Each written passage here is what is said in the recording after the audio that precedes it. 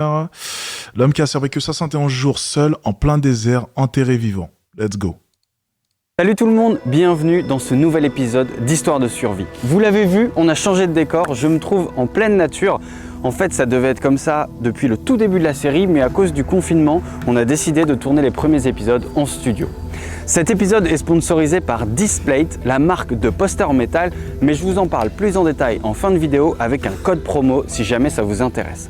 Je vais rejoindre mon campement et je vais vous raconter comment un homme a survécu seul, perdu dans le désert pendant 71 jours.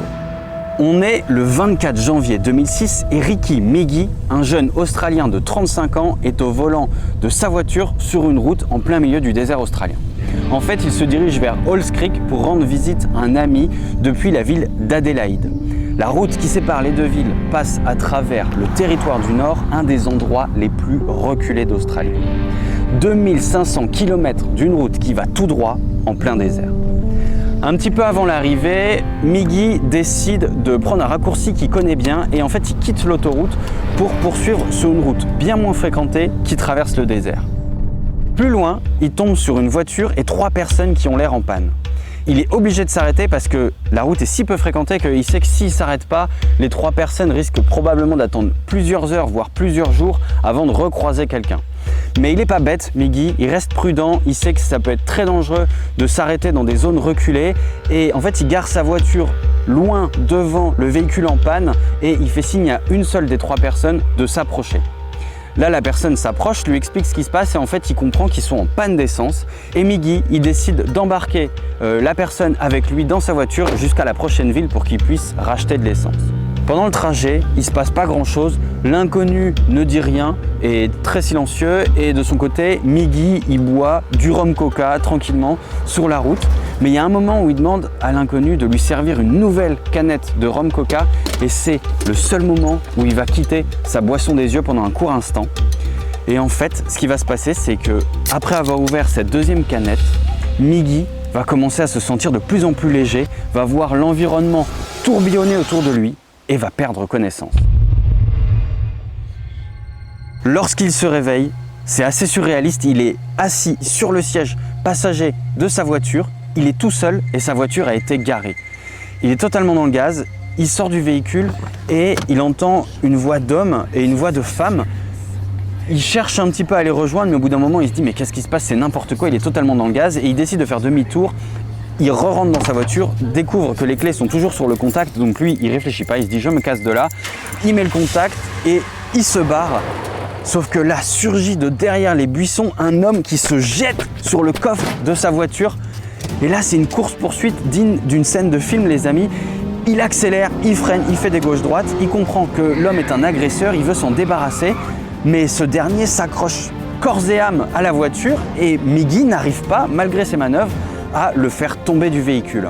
À un moment, c'est même pire, l'homme réussit à briser la vitre arrière, rentrer à l'intérieur de la voiture, les 2 hommes se bagarrent et la voiture finit par sortir de la route et s'embourber dans le sable. À ce moment-là, les 2 hommes sortent de la voiture et l'agresseur s'enfuit en courant. Meggie, lui, il est encore totalement dans le gaz, il vient de faire une course-poursuite, de se bagarrer, il décide de s'asseoir 2 minutes pour reprendre ses esprits, mais à nouveau, il tombe dans les pommes. Lorsque Meggie se réveille, c'est le noir complet. Il essaye de se débattre, mais il se sent coincé. Il se rend compte en fait qu'il est sous une bâche lestée de cailloux. Et peu à peu, il réalise qu'il a été enterré vivant dans le désert. Il arrive à s'extirper de sa tombe et en fait, quand il sort, il scrute l'horizon, voit qu'il est seul, pieds nus, en plein milieu du désert et il comprend qu'il a été drogué et dépouillé. Les ravisseurs lui ont simplement laissé ses clés de voiture et un petit peu de monnaie qu'il avait dans le fond de la poche. Le voilà seul, livré à lui-même en plein milieu d'un des déserts les plus arides du monde. C'est l'été et en journée, il fait 42 degrés.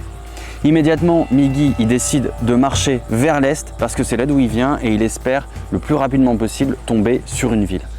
Mais il fait super chaud. Je comprends pas, putain. Il est enterré vivant dans le désert, les mecs. Il y a vraiment des gens qui font ça. Ok, bon ben règle numéro 1, les gars, ne jamais s'arrêter du coup dans le désert, les gars. Jamais, ça aurait été dans les airs. En plus de ça, elle a été prévoyant. Elle était super prévoyant. Jamais s'arrêter dans le désert. Ok, ben c'est noté. Jamais s'arrêter pour aider des gens qui ont fait une panne d'essence. Mais ça, c'est vrai, c'est souvent des scènes qui arrivent dans les films. Hein.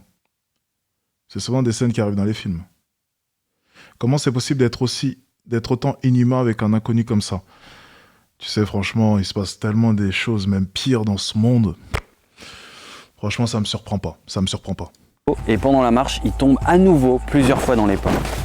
Les 36 premières heures, pas une seule goutte d'eau pour Miggy qui doit boire son urine pour s'hydrater comme il peut. Mais au bout de 2 jours, la chance lui sourit enfin et il tombe sur une rivière. Il boit des litres, des litres et des litres. Et pour progresser, il décide de se jeter dans l'eau et de dériver avec le courant pour économiser de l'énergie et il se dit qu'il va bien y avoir une ville plus loin le long de la rivière. Mais il ne mange rien et au bout de quelques jours, il est si exténué qu'il décide de sortir de la rivière, se confectionner un petit abri de fortune pour se reposer. Au bout du 6e jour, alors qu'il est en train de se reposer dans... Encore une histoire où ça boit la pisse. Ben, c'est normal. Lorsque tu n'as pas d'eau, mon ami, il faut boire ta pisse. C'est ça, par contre, oui, ça je le savais, il faut boire sa pisse. Ça va pas remplacer l'eau, attention, mais ça va permettre, l'espace de quelques temps, d'avoir l'impression de boire quelque chose. Et mentalement parlant, c'est bon pour le cerveau. Mais tu survivras pas en buvant que ta pisse. Hein. Mais en attendant de pouvoir trouver de l'eau, ça te permet de moins ressentir la soif, quoi. Dans son abri de fortune, un petit lézard passe devant lui et Miggy... Merde, j'ai quoi? J'ai dit une phrase bizarre. J'ai dit une phrase bizarre. Il ne réfléchit même pas, il le saisit et il le mange immédiatement.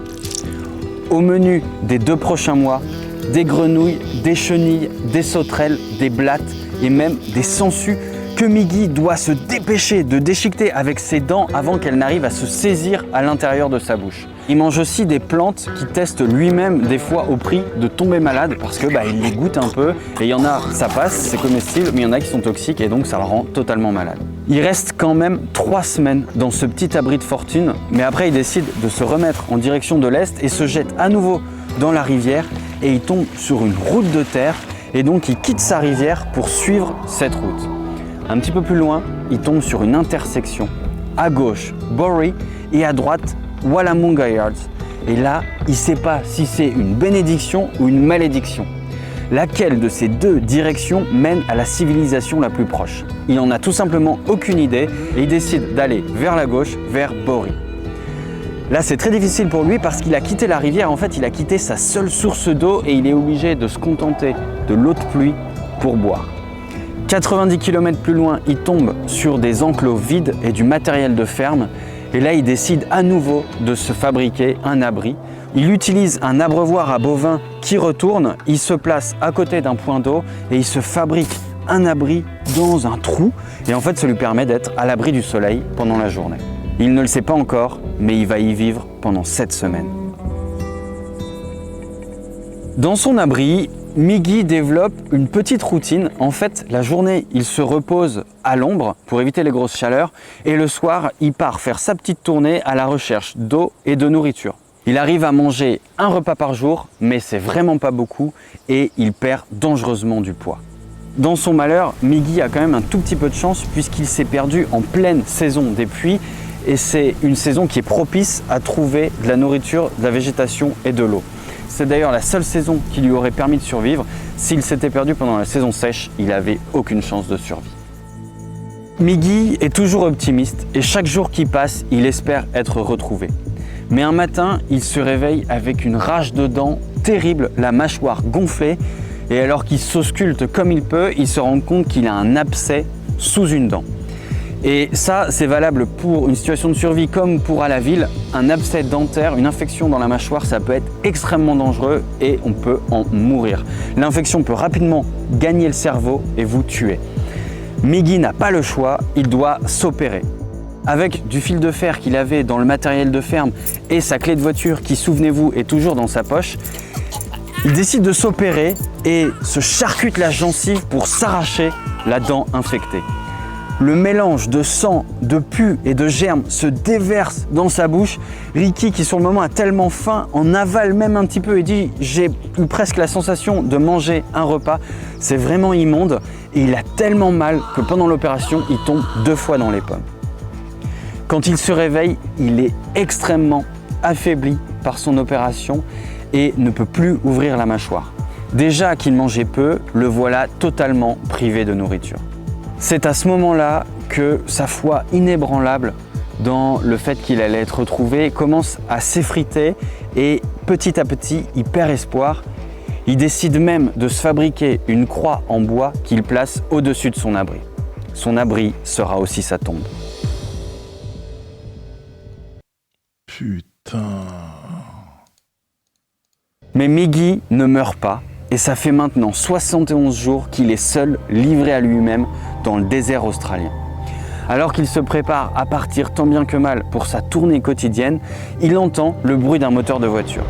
Mais pas de panique, Miggy a l'habitude, en fait, depuis 7 semaines, le vent s'engouffre fréquemment dans son abri et simule le bruit d'un moteur de voiture.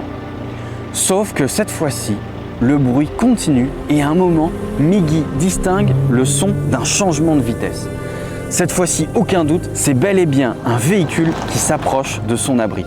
Ni une ni deux, Miggy sort de son abri, court vers le bruit et s'effondre de fatigue.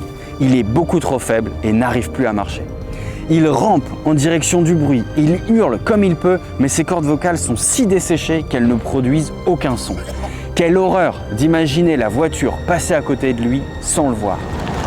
Mais par chance, Miggy est tout de même repéré par les 2 occupants de la voiture, qui sont 2 fermiers, qui s'arrêtent et sortent de leur véhicule. Au début, ils prennent Et ils lui font les poches. peur face à la créature qui se trouve devant eux. Miggy est un squelette. Il a perdu 60 kilos depuis sa disparition. Wow. Sa peau est noircie, craquelée, cloquée. Les 2 fermiers prennent leur courage à 2 mains, s'approchent de la créature et Ricky Miggy est finalement secouru le 4 avril 2006 après 71 jours passés seul en plein désert australien. À son arrivée à l'hôpital, les médecins déclarent Miggy amaigri mais bien hydraté. Il est questionné par la police qui n'arrive pas à comprendre en fait comment il a pu se retrouver dans une telle situation. Et au début, ils ne le croient même pas, ils vont le soupçonner d'avoir fait du trafic de drogue et que ce soit une sorte de règlement de compte bizarre. En fait, ça vient du fait que comme il a été drogué, Miggy a énormément de mal à se rappeler comment il s'est retrouvé lui-même dans une telle situation. Mais Miggy arrive finalement à l'aide de séances d'hypnothérapie à se souvenir de son histoire et la police retrouve 2 mois plus tard sa voiture perdue dans le désert. Sans pouvoir confirmer ou infirmer la véracité des propos de Miggy, les médecins sont cependant formels, il a bien passé 71 jours seul en plein désert. Ricky Miggy est donc un véritable survivant de l'extrême et en fait il a décidé suite à cette aventure de quitter l'Australie et de partir vivre à Dubaï avec sa copine pour reconstruire sa vie. Je l'ai peut-être croisé alors. Les amis, cette vidéo vous a été proposée par Displate, un site qui propose... Putain. Ah, c'est fou, franchement c'est fou, j'adore ces petites histoires.